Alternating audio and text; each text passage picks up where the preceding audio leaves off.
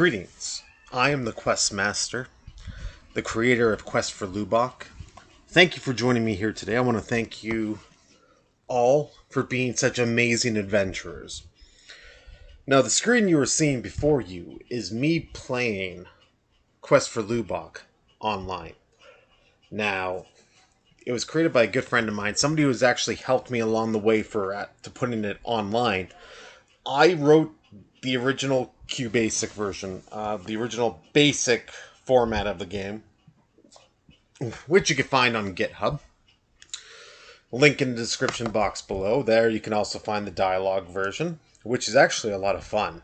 It's quite amazing. Flameborn did an amazing job, an amazing person.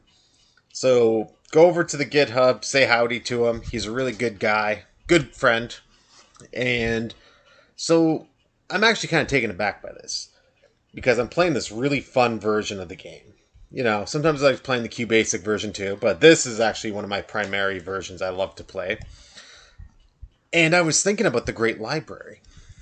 Now, if many of you people know that, well, I have also a website called questforlubok.org where you could find a lot of my blog posts, detailing my adventures in making the game, documenting every aspect of creation of it. And that's why, there's videos like these, because this is a passion project. A passion project to which I am actually on the edge of my seat trying to create, because this is a game that I've been wanting to do for a very long time now. If you're new to this channel, because I've seen many subscribers, I'm surprised. I thought I had 11 subscribers. I'm even surprised to get 11. I was surprised to even get 1. But to see that it's at 17 or 18, that's amazing. Now, I want to thank you all for joining me here. Subscribe, comment, share, do all that fun stuff. If you haven't played Quest for Lubok, go for it. It's on the website. There's a link. Play online. It's amazing. If you want to learn how to code in Qbasic, I suggest going over to the GitHub and read the source code. It's a great tool for learning. I created that engine myself longer than 10. I think it's 15 years ago, a long time ago. And it's actually one of my favorite aspects of it because it's so user-friendly and it's so basic.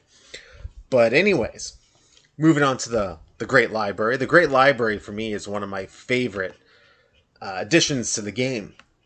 I love that fact of going around a strange land and finding out that everything is basically in ruins, but here's this great monolith of education, of learning, of history. And it's a place where you can venture forth and learn the great history of the lands that surround you in the game. The very idea of discovering such a place to me is one of immense joy. It takes me back to going to the public library as a child. You never know what you're going to find. You could find, VHS movies of Hammer films, or you could discover books on how to play Super Mario World or whatever, right? It's one of those few places. I don't know much today. I don't think I've taken my kids to the public library because everything's online, but maybe I should, because there's a lot of fun to it.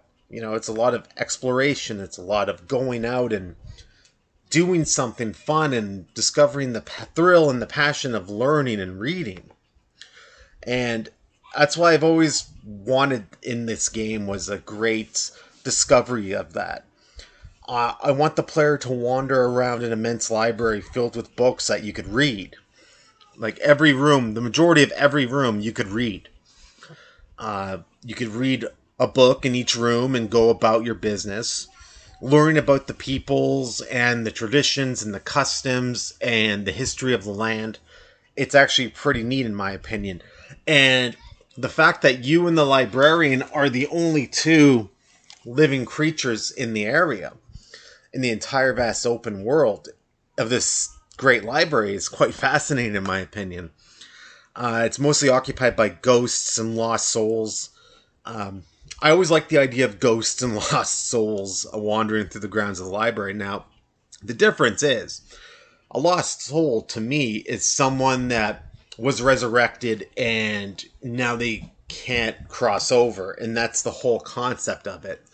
is that the lost soul is somebody who decided to call upon a soul, a ghost, if you will, to go out and slay a victim or to be used in stopping somebody from accomplishing something, and that's about it. And then the person that, conjured them dies, and those lost souls are now wandering for eternity, waiting for somebody to command them back to the grave. And you find that with ghosts, ghosts are completely different. They're those that died of natural causes and are just drawn to the place. And I'm being harassed by my cat Bijou. And you could probably hear my daughter in the background playing her video game. And so yeah, that's my Sunday. It's my wife's birthday, and she's out with family, and I'm here watching the kids, which isn't too bad. But I'm actually quite excited because the Great Library is something that I just always love. It's one of the many aspects of this world, reading up on the foul creatures that lurk in the darkness in this game and that wait to feast on the flesh and gnaw on your bones. It also gives the player a greater understanding of everything around them. Now, there's even a map. Now, this map is situated in one room, the last shred of true exploration within this place, and that place is in room 613, which is off into a hidden section of the library. Now, the sections of these libraries are 3x3s. Those areas. So each area is a 3x3 area with 2 exits. One either going east or west, or one going north and south, and they're all interconnected like that. Why? Because I believe everything that is a great vast. Like I like maps that are able to be fulfilled in such a way that they're easy to map for the player. If that makes any sense. I love the whole north, south, east, west aspect of the mapping system that I created. And being able to go venture forth in discovering room 613, which you are able to find the map, which will bring up other locations within the world, some that you've seen before, and the majority that you haven't. And a great crossing of societies, if you will. The death of this society, which is on the brink of utter collapse, is fading away, will forever be remembered with this great library. Now, that's the creation of this area. It's to educate, it's to enthrall, it's to bring a sense of mystery to the world around you.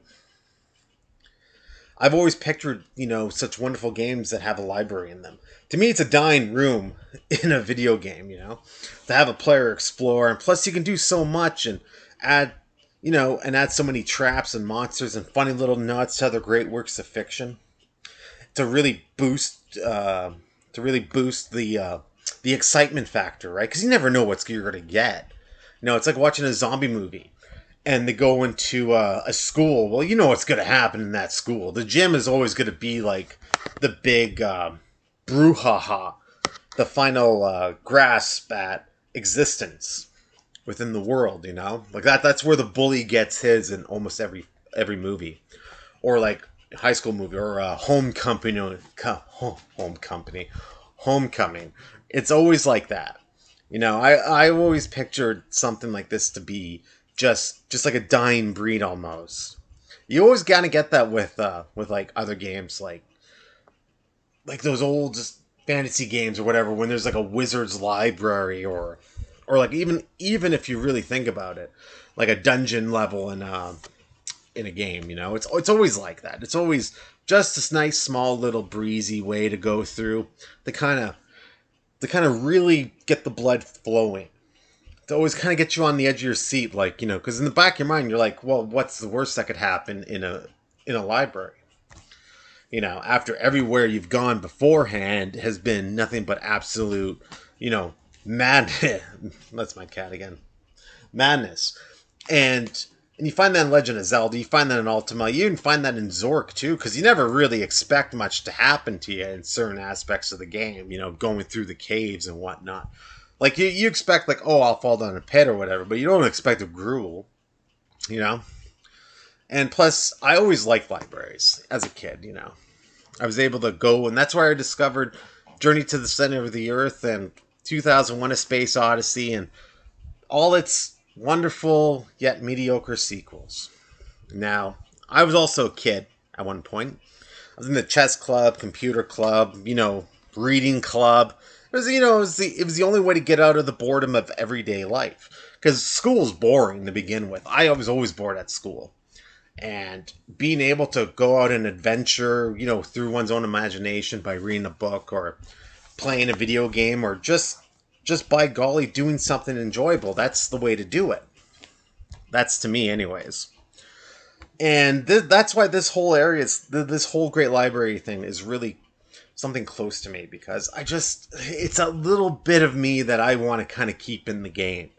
Always having something that's a nice connection between the past and the present and even the future, because there will always be libraries.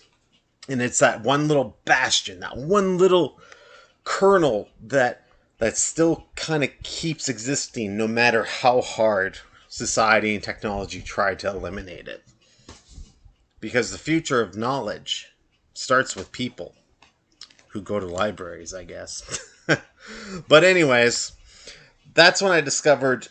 Then when I discovered my love of text adventures, although it was all those clubs rolled up into one.